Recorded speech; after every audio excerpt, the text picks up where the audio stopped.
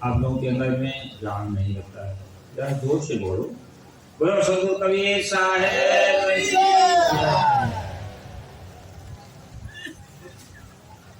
ध्यान दें, द्विदिवसीय सप्तम का दूसरे दिन का प्रथम सत्र है। प्रत्येक अगर ठीक रहेगी तो शाम का भी कार्यक्रम हो जाएगा। इसके पश्चात सप्तम लोग चले जाएंगे। तो उनके दर्शन प्रसन्न क्या सौभाग्य कब प्राप्त होता है ये कहा नहीं जाता। कहा जाता है पुण्य पुंज बिन मिले न संता। पुण्य के बिना संतों का मिलना नहीं होता है। और सत्संगत संसित कई अंता है। जब सत्संग किया जाता है तो संसित धर्म का दुख अंत हो जाता है। संत संग अपवर्ग कर कामी भोकर कर। तुलसी ने कहा है संतों की सकट मोक्ष को दिलाने वाली होती है और संसारियों की संगत भाव का फल होती है। मोक्ष मिल जाता है संतों की संगत। इससे मोक्ष मिल जाता है बुराइयों से, आसक्तियों से मनुष्य का मोह क्षय हो जाता है। मोक्ष का मतलब जो होता है, मोह का अर्थ होता है मोह का क्षय मोक्ष। मुक्ति का मतलब होता है छूट जाना। आदमी बनने से छूट जाता है, दुख से छूट जाता है गुरु के समूह में जाने से। और ये हम लोगों का थ्योरी नहीं है, प्रैक्टिकल है। गुरु की शरण जब मिली, आज हम लोगों का जीवन कैसा है। अगर गुरु की शरण न मिली होती, सत्संग न मिला होता तो आप लोगों के बीच में आने का मौका नहीं, पता नहीं कहाँ होते। लेकिन गुरु की शरण मिली, सत्संग मिला, जिसके कारण से हम आप लोगों के बीच में। और आप लोग जानते हैं सत्संग की महिमा को। अंगुल माल डाकू रक्षण मात्र के सत्संग से बदल गया। रत्नाकर डाकू के जीवन में परिवर्तन हो गया सत्संग मात्र के सत्संग से। तो सत्संग के द्वारा मनुष्य का दुख दूर हो जाता है, शब्द का प्रभाव पड़ता है। तो ईसा ने कहा शब्द महाराज दिन बड़ा शब्द छोड़ा राज, और जिन दिन शब्द विवेक किया तिनका सर योग काज। जो शब्द का विवेक किया उसका कल्याण का काम बन गया। तो शब्द ब्रह्म कहा गया, शब्द ब्रह्म, शब्द ब्रह्म, ब्रह्म श्रेष्ठ महान। तो सत्य का प्रभाव पड़ता है। एक घटना है, पुरानी घटना। एक शत्रु मिश्र थे, वे जज कानपुर में। तो उनको कहानी सुनने का बड़ा शौक था। तो उनका एक पाल के पास एक नौकर था, उसका नाम था मनोहर। रात में जब शत्रु मिश्र की सेवा करने लगा मनोहर नाई, तो कहा मनोहर कहानी कहो। कहा सरकार आप ही कहानी कही, क्योंकि बहुत सी घटनाएं घटित होती रहती हैं। तो कहा नहीं मनोहर तुम्हें कहानी कहो। तो मनोहर कहानी कहता कि सरकार एक राजा थे। राजा के पलंग को नौकरानी रोज बिछाती थी, सुगंधित द्रव्य डालती थी, इस पर फूलों से सजाती थी पलंग को सैया। और राजा रानी दोनों उस पलंग पर लेटते थे। और शत्रु मिश्र हुकारू बढ़ते जा रहे हैं। तो एक दिन नौकरानी ने विचार किया कि इस पलंग को रोज मैं सजाती हूँ और बांटती हूँ, लेकिन इस पर लेटने का आनंद कैसा होगा ये तो मैं कभी जाना नहीं। नौकरानी ने सोचा कि राजा को आने का 1 घंटा देरी है, तो जरा विश्राम देखो तो 5 मिनट लेट करते। तो दिन भर की थकी माली नौकरानी उस बिस्तर पर लेट जाती। जैसे लेटी तैसे उसकी कभी नींद पड़ गई, वो सही आ और थकी माली नींद पड़ जाती। जब नींद पड़ गई तो वो सोती रह गई। 1 घंटा के बाद जब राजा साहब आए हैं, राजा रानी दोनों, तो देखते हैं क्या नौकरानी सोई है पलंग के ऊपर।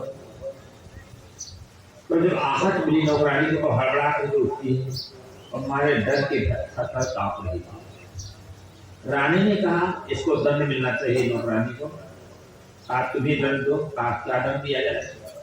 कहा 1 घंटा नौकरानी पलंग पर लेटी है तो उसको 60 बेत लगने चाहिए। राजा ने कहा नौकरानी तो मर जाएगी 60 बेत। अब रानी को अधिकार मिल गया तो राजा ने कहा भाई तुम्हें दंड दो, तो बेत मंगवाया और बेत में से पीटने लगी नौकरानी को रानी। राजा बेत गिनते जा रहे हैं और 30 बेत तक नौकरानी रोई। 30 बेत के बाद जब बेत पढ़ने लगे तो नौकरानी हंसने लगी। 60 बेत पूरे हो गए। राजा ने पूछा नौकरानी तू 30 बेत तक रोई और 30 बेत के बाद हंसी क्यों? दंड तो भोग चुकी। नौकरानी कहती है सरकार जिस पलंग पर लेटने का दंड 1 मिनट का 1 बेत, तो मैं 60 मिनट इस पर लेटी, तो मेरे को 60 बेत पड़े, जो इस पलंग पर जिंदगी गुजारता उसको कितने बेत लगेंगे? राजा के बाद समझ में आ गई कि मैं तो इस पर जीवन बिता रहा हूं, तो हमको कितनी सजा भोगनी पड़ेगी। राजा उसी से तुरंत हो गया, सोया नहीं, तुरंत चला जाए, साधु हो गया। इतनी बात जब शकुनीश्वर ने सुना बस वो भी तुरंत हो गई। कहा बुढ़ी और सूरी तुम्हारी कहानी बड़ी अच्छी है। कहा सरकार क्या गाली देने लगे, क्या भूल हो गई मुझसे? कहा नहीं, तुम्हारी कहानी बड़ी हमारे जीवन में परिवर्तन ला दिया। अब मैं इस पलंग पर डाल चले गए, साधु हो गए। भिक्षा मांग करके लाते थे, खाते थे और बंदरों को खिलाते थे। उनका नाम था खटका बाबा। उनकी समाधि कहीं कानपुर में गंगा के किनारे बनी है। ये है शब्द का प्रभाव। कौन सा शब्द इसको लग रहा है, कहाँ नहीं लग सकता। शब्द महाराज के पास शब्द छोड़ा रहा है, जिन जिन शब्द विवेक या चिंता कर होगा। तो मैंने बताया शब्द ही ब्रह्म है, तो शब्द पुस्तकों में लिखा होगा और शब्द जो है यहाँ सब लोग बोलते भी, आप लोग भी शब्द बोलते तो वस्तु की प्राप्ति होती।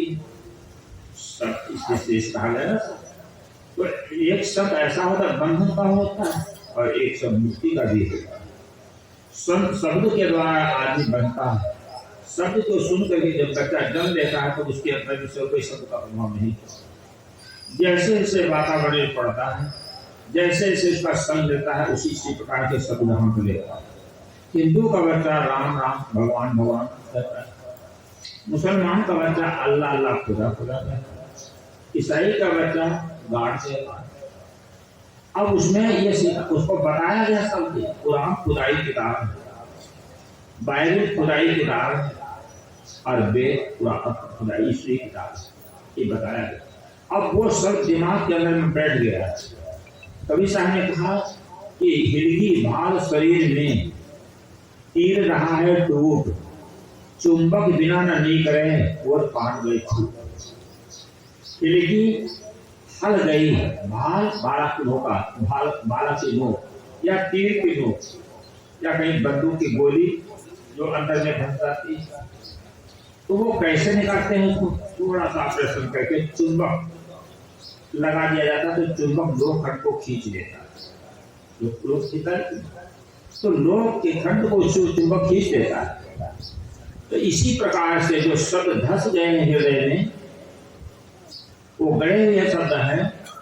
ये धर्म के शब्दों को, ये पारकूटी शब्द जो है उसके द्वारा खींचते हैं। शब्द को समझाया जाता है, शब्द ही से समझाया जा रहा है। शब्द ही आपके हृदय में धस गए। किताब के शब्द हैं, परंपरा के शब्द हैं, गुरु के शब्द है। अगर इनको नहीं मानते तो तुमको नरक हो जाएगा। ये नए आदमी के ऊपर सवार हो गया। विवेक के अभाव आदमी बिना विवेक भटका के पकड़ शब्द की छाप को पकड़ करके बिना विवेक के भटकता है। क्या आपने कभी विवेक किया है, परखा है? कभी साहब ने कहा परख लो खराब को रमैया राम, हे रमैया राम चेतन को परख लो खरा क्या और खोटा। खरा मतलब सत्य और खोटा नाम असत्य। जो है सत्य और असत्य की परख करने की आवश्यकता है। आपके अंदर भी पारसो जो चेतनात्मा है विराजमान है, हंस विराजमान है। कहने थे आप लोग हंस के विषय में दूध पानी को हंस अलग अलग कर देते। हंस के जीवन में खट्टापन होता है और दूध में जब चोट जाता है तो वो लाट टपकती है, दूध फट जाता है तो गांठ गांठ खा लेता है और दूध को छोड़ता है। ये हंस की पहचान है। इसी प्रकार से सत्य असत्य निर्णय करने की क्षमता इस मनुष्य जीव में है, परंतु पक्ष में पड़ गया कि किताब में लिखा है अगर इस बात को नहीं मानेंगे तो नरक हो जाए। गुरु की बात को नहीं मानेंगे तो नरक हो जाएगा। हमारे परंपरा में ये बात चली आ रही, नहीं मानेंगे तो उनको नरक हो जाएगा। ये भय सवाल किया है।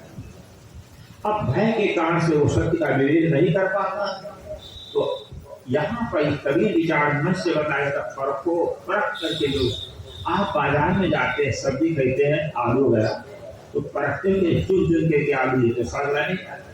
कोई सब्जी खरीदते हो तो परख करके लेते हैं, वस्तु खरीदते तो परख करके लेते हैं। लेकिन जिस शब्द के द्वारा आदमी का कल्याण होता है उस शब्द की पारख क्यों नहीं करते? शब्दों की पारख करने की जरूरत है। एक बार एक व्यक्ति एक तोता को पाल रखा था।